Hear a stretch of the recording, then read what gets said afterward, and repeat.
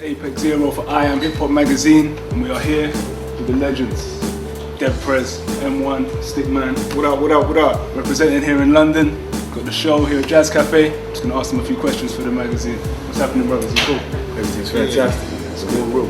So it's an honor to meet you, man. First and foremost, you know, I've been listening to your tunes since I was a youth, you know, and it's put me in certain directions, had me thinking certain ways, and it's good to be able to build with you for the magazine, first and foremost.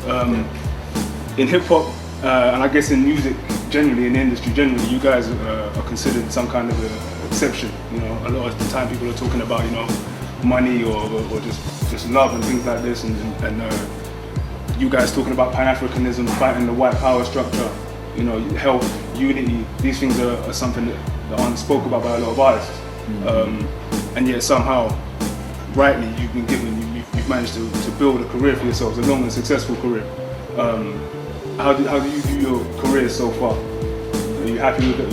Is there any directions you feel like you'd like to go in?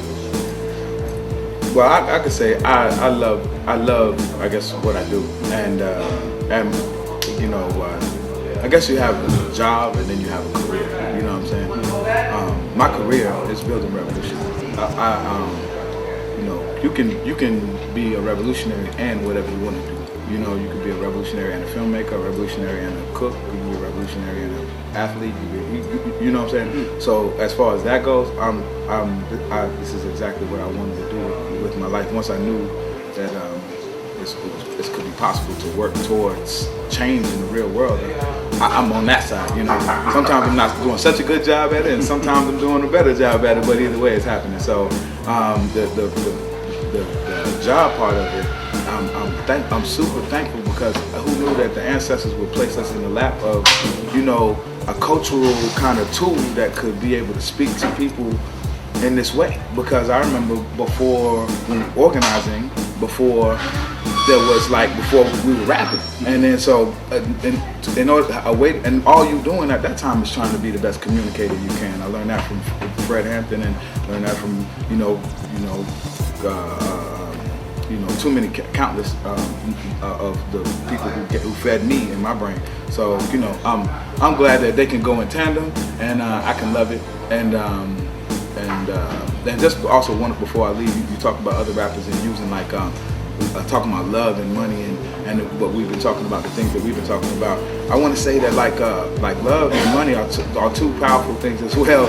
And as you were saying, I was like, wow, you know, but. I think that can be attacked, or not even attacked, that can be overstood from another angle as well, like a more different light, and positive light, and you know, so whatever. So yeah, that's what I started. You said. I first heard Let's Get Free when I was about maybe 14, 15 years old, and I was doing certain other things with my life, and your music, your message, it introduced me to the likes of Malcolm X and Marcus Garvey, the Panthers, and put me onto a sort of Pan-African militant way of thinking. I just wanted to ask if are you guys aware of the impact you have on people abroad, on people worldwide, and is that the goal of your music, to inspire kids around that age to think a certain way or act a certain way? Yeah, well, you know, we were inspired, you know what I mean, by the people you named, you know, Malcolm and that whole pantheon of powerful folks. So it's only natural. I don't really per se it's us inspiring, but it's those stories and works are inspiring. You know what I mean? So when we sharing that, if you ain't heard about Malcolm, you know what I mean? You like, oh, Dead Prez, you know what I mean? But Malcolm, you know what I mean? So, you know, I certainly don't write music to try to make anybody think any particular way. You know, a lot of things that I write about are my way of thinking. You know what I mean? And strengthening that.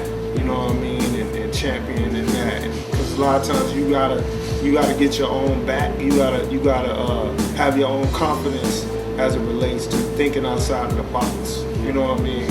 And just because we're artists don't mean we don't need those reinforcements. So a lot of times the music is my own reinforcement. You know what I mean? Like I want music when I go to the gym, so I make gym music.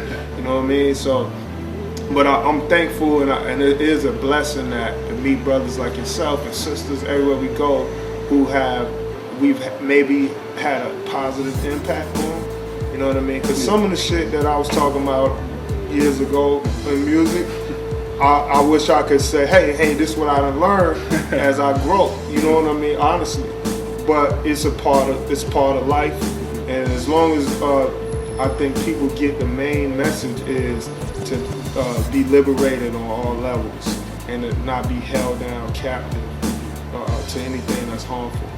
Which levels do you mean? Spiritual? Freedom. Yeah, man. Like, obviously politics is the kind of freedom that frees everybody. You know what I mean? Or at least get the system off our back so we can deal with our own natures and stuff like that. But then, cigarette is a chain of addiction. You know what I mean? Drugs, lying, telling lies. You know what I mean? Like, life on every kind of level, is realizing these levels of oppression internally, and also having just as much courage, just as much sense of justice as it relates to how we treat ourselves. You know what I mean? So yeah, freedom on every level, man, and the willingness to change. We put the I Ching on our neck, the book from the Book of Changes. The little people think it's a hexagram or think it's a barcode or whatever, but we got it from the Book of Changes. And long years ago, we enjoyed the understanding of everything changes, right? That's what the Book of Changes teaches. Things have a season, things develop, but they change. They can't stay the same, can't stay static. So even though Let's Get Free came out 15 years ago, we recognize that things will change, hopefully for the better, but us as people also. As you said, you've been doing this 15 years, maybe longer, I guess, in terms of building your craft, and your organization and stuff you've been doing. How do you think the struggle has changed in the time that you've been involved in it? The life of African people in the diaspora, in the US and on the continent. Do you think it's improved? Has it gotten worse? Is the struggle the same? Has it transformed? Has it evolved? Like you say, because like you said, everything evolves, so the struggle will too. What's your view on it? Well, I'll start this time. I think, man, it all comes down to perspective at the end of the day. Right now, I could tell you 10 stories of atrocities happening on the planet right now. The worst shit you can imagine. And at the same time, I could show you a happy family with a baby just born, some greens on the stove cooking. You know what I mean? At the same time. And the universe is made up of that. So what I've learned is there's always things to work on, and there's always things to appreciate, right? And so I think to say that has changed would be an illusion. That's the way life is, and that keeps us working towards things that need to be addressed, but don't keep us like having a career of struggle. I feel like we get we become politicians of struggle if we do that, and we depend on the bad stories. You know what I mean? So, I think it's a balance. I think a better word for struggle, is challenge. You know what I mean? I think challenges make us stronger. Struggle can be just suffering. Like I struggle with heroin. You know what I mean? Something I'm struggling yourself into and So I think as people are working our theories out in organizations, in life, economically, whatever level, people are coming to different realizations that are helping them deal with each day and maybe make life better in their area or for other people, etc. That's certainly happening, right? And so I think things are getting better. I want to be an optimist, you know what I mean, and point out that, because like I said, I can sit here and tell you all the atrocities, and know there's work that needs to be done on that. And so, I'm just here to keep the balance. I want to add on because even more you pinpointed specifically African people, which I think is a way that, like STIC said, it's all perspective. Truly, it is a human understanding of the world that is going to give us the greatest understanding. Particularly, the reason why we can show example of how the world is upside down and the systems that are being used are not good for the majority of people is because of the examples that you see that have happened to African people. They are glaring examples. And and also in one of the biggest land masses on the planet, in the human planet, the biggest landmass that you find that is riddled with the kind of contradiction that gave birth to what's happening is in Africa. So these are examples, but not only just for Africans, but for humans. Because at the end of the day, like STIC said, it is perspective. And to repurpose words in order for people to change their perspective is cool, or redefine terms is important. So the word struggle, I mean, I identify because you know what I'm saying. As brothers, we understand what that means. That comes with like a collective understanding that your life going on every day, you're met with certain challenges just because of who we are and the position we are seated in society. But we also have to see in the world that there are several other things at play at the same time. You know what I mean? So our movement or the challenge of freedom, because ultimately we have to be goal and objective oriented and not just kind of free spacing it. Because if you don't, then obviously you can just kind of look at certain shit and be like, I'm good. If there's no goals, you know what I'm saying? But you can say, as far as liberation of African people from a certain kind of system, the ability to control our lives and do the things that we need to do in order to push forward, yeah, we're not there. We're not there. And the kind of mainly because of the propagandized ideas that happen to African people, more like Americanized propaganda ideas. People, the acceptance of these kind of atrocities that STIC are talking about happen in a kind of illest way. Like, so we become numb to it, or we become focused on other things that can either be diversions or part of your life. You know what I mean? But it is what it is, and all that, I guess, contributes to the quote unquote struggle. And so I definitely would like to see organizational goals reached. I would love to see liberation for the broad masses of African people as a specific point of reference who deserve this justice in our time, in my life, right now, like not tomorrow. But of course, I would like to see the fair treatment of animals and human beings, so that we don't be able to see the kind of things that happen to African people happen to any other kind of person, and defend against that for the rest of my life, as far as I can do that, you know what I mean? And which will also result in hopefully a better understanding of our health and our community and everything that is related to all of that stuff. So, I like to see us step up to our challenges, especially like places in the U.S. where we are 1 year and in a remembrance of Trayvon Martin's savage death by George Zimmerman. You know what I'm saying? And it's 100 of these happening every day. But like I said, I would love to see us step to those challenges and see some victories in those cases. And there are some.